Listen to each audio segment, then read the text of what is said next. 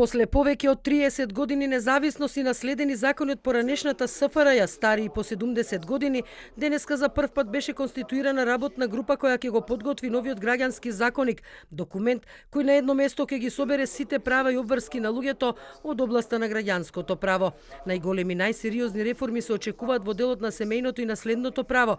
Така, на пример, за разлика од досега, со новиот законник никој освен судот нема да може да го одземе родителското право, а детето ќе биде прашувано за се и во секоја постапка која ги гарантира неговите права и интереси. Денеска имаме една ситуација која што е навистина нелогична, имено спротивно на Конвенцијата на Обединетите нации за правата на детето. Во Македонија е можно со одлука на Центарот за социјална работа да се одземе во одредени ситуации детето од едниот родител.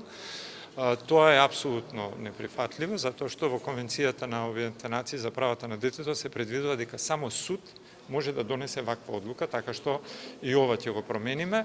Освен ова, во иднина на сопружниците или вонбрачните партнери ќе им биде оставена можност сами да се договорат како ќе го поделат имотот во случај на развод или престанок на вонбрачната заедница, наместо како досега да има стриктна поделба на посебен и заеднички имот.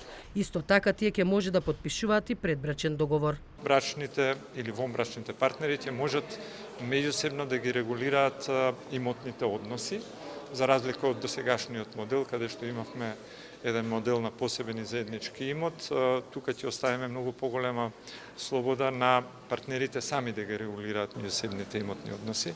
Граѓанскиот законник ќе биде составен од 5 дела и освен наследното право и семејните односи, со него ќе се регулираат и облигационите односи и стварното право.